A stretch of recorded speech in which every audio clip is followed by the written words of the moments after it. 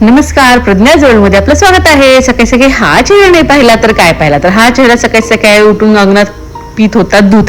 त्यानंतर विरू गेला बाहेर, त्याच्या आजोबांसोबत असं गाडीवर बसून विरू करत होता मज्जा. विरूला अजिबात यायचं नव्हतं घरी, मित्र जबरदस्तीने आत घेत होते पण त्याला अजिबात यायचं नव्हतं, पण नाश्ता तर करायचा होता. त्याच्यामुळे मग विरूला मी आधी आणलं आणि विरूचा बनवला हा मस्तपैकी नाश्ता. त्याचबरोबर हा बनवला उत्तप्पा आणि दाल खिचडी लावली. आणि हे बघा, हे मध्ये येऊन कसं बघत होतं की काय काय करतेस म्हणून. ऍक्च्युली आम्हाला जायचं होतं गावाकडे, त्यामुळे हे सगळे टिफिन विरूचे मी पॅक करायला घेतले होते, सोबत एक फ्रूट घेतलं होतं. आणि बघा मी बिचारी किती काम करून अशी थकली मी होते. असे काही थकले बिकले नव्हते, पण मग तेवढ्यात आलं हे विकास भाई आम्हाला घेऊन जायला. मग ॲज युजल आम्ही तयार झालो आणि गाडीमध्ये बसलो. राणीताई होती, मम्मी होती, मी आणि विरू आम्ही निघालो होतो गावाकडे. लग्न झालेला तो माझा भाऊ आहे ना, त्याची होती सत्यनारायणाची पूजा. सो हा बघा आमचा गावाकडचा रस्ता, सोबत होते पप्पा आणि आम्ही निघालो गावाकडच्या वाटेवरती. मस्तपैकी अशी हिरवळ झाली होती, भरून उन्हाळ्यात पाऊस पडलेला म्हणून. मग हे बघा ही आमची फॅमिली. ऍक्च्युली खूप लोक मिसिंग आहेत, बट जेवढे अवेलेबल आहेत तेवढी आमची फॅमिली. ही नवीन नवरा नवरी सोबत आमचं फोटोशूट चाललं होतं. 15 मिनिट लागले आम्हाला ऍडजस्ट व्हायला की नेमकं कुणी कुठं बसायचं. त्यात विरूचा तिसराच गोंधळ होता. सगळ्यांना वाटत होतं विरूला घ्यावं, पण विरू अजिबात कुणाकडे जात नव्हता. फायनली थोडं श्रेयाकडे बसला पण रडायला लागला. मग मीच त्याला घेऊन अशी उभं राहिले आणि आम्ही फोटोज सगळे काढले. मग मस्तपैकी माझ्या वहिन्या, भाऊ, भाचे, आजी, माझे काका काकी, आत्या हे सगळेजण होतो. ही आहे राजवी, माझ्या भावाची मुलगी. तर विरूला ती एवढी आवडली होती ना, तिला सारखं अशी जाऊन अशी विरूची गळा भेट घेत होता.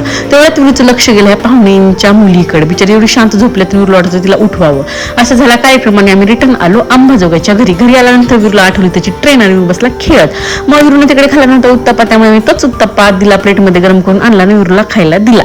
पण विरूला इथे आल्यानंतर जरा फिरत खाण्याची सवय लागलेली आहे. मग बाहेर बसले होते पप्पा, मग त्यांनी बहिणाला फोनवर बोलत होते आणि मी त्यांचं बोलणं ऐकून इकडंच अशी आपलं हसत होते. मग तेवढ्यात आलं विरूचं हे पार्सल. विरूच्या पप्पांनी पाठवलं होतं हे पार्सल. पप्पाने नाही, सॉरी, बाबांनी पाठवलं होतं हे पार्सल विरूच्या. विरू त्याला झाला खुश. तेवढ्यात आला विरूला माऊचा कॉल, म्हणजे मम्मीला आला होता आणि विरू तिला इकडे ऊन असा बोलत होता. बोलायला आणखी विरूकडे शब्द नाही, त्यामुळे ऊंचीच भाषा विरूची भाषा आहे. परत विरूला आठवलं की अरे नको, आपण बाहेर जाऊन खेळावं. मग विरू आला बाहेर आणि कारचा रिमोट त्याने हातात आणला आणि मला म्हणला ह्याच्यात बसव आणि मला चालव.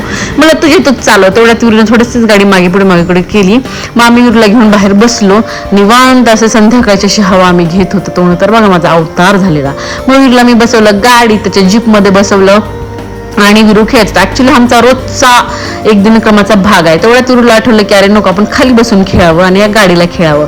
मग परत विरूच्या लक्षात आलं की अरे दुसऱ्याच्या गाड्यांना खड्या मारण्यापेक्षा आपण आपल्याच गाडीमध्ये ही खडी टाकावी. मग विरूनं बघा नवीन कार्यक्रम चालू केला आहे. खेळणं झालं की खडी एक उचलायची आणि गाडीमध्ये टाकायची. मग खेळणं झाल्यानंतर आलो आम्ही घरामध्ये आणि तेवढ्यात कोण आलं होतं बघा, हे आहेत माझ्या मामी कातपूरच्या. माझ्या मामी आणि मामा आले होते आम्हाला भेटायला. मग मामीने मस्तपैकी धपाटे आणले होते. मग दही धपाटेचा आम्ही घेतला आस्वास. ओल्या भाजलेल्या शेंगा होत्या. मग आमच्या मामी बघा अशा उभारल्या होत्या. मग मामीनं असं विरू ऍक्च्युली त्यांच्या जवळ गेला. त्यांना मामी अशा आवडल्या, मामी. मग मस्तपैकी दोघं जण ते खेळत होते. मामा तर बिचारे बघा, हे एवढे वय झालेलं मामाचं पण विरू सोबत आणखीन ते लहान झाल्याने विरू सोबत असं बॉल खेळत होते दोघं जण. मग विरू थोडा त्यांच्यासोबत खेळला आणि तेवढ्यात काय आलं बघा, मस्तपैकी घरच्या हे केळीचा घड आहे. तर हा घड आणला होता सुनील भैयाने गावाकडनं. हे बघा भैया आणि पापा आले होते. सो त्यानंतर रात्री मी मागवलं मेवाड मधनं पार्सल. मी मागवलं होतं व्हेज मंचुरियन आणि पनीर टिक्का मसाला. आज रात्री मस्त हे जेवणाची मेजवानी होती आमची. त्यानंतर मग विरूच्या जेवणाची वेळ आली. ॲज युजल विरूला दूध आणि चपातीचा खाला होता. मंदिरासमोर रात्रीची आमची आरती झाली विरूसाठी आणि विरूने केलं जेवण. मग विरूला मी घातली आंघोळ आणि मग बघा विरू आतमध्ये बसला होता त्याच्या आजी आजोबांसोबत खेळत. सॉक्सची फेकाफेकी करण्याचा त्यांचा खेळ चालू होता. जेवढ्या जोरात मुली सॉक्स फेकायची तेवढ्या जोरात विरू रिटर्न सॉक्स फेकायचा. असं त्यांचं खेळणं चालू होतं. ऍक्च्युली हा खेळ पण रोजचाच झालेला आहे जरा थोड्या वेळासाठीचा. त्यानंतर विरूला लक्षात आलं की अरे तर सॉक्स नको, आता आपण चप्पल हातात घेऊन विरून आजीचा चप्पल उचलला आणि असा चोरटा चोर असा पळत होता.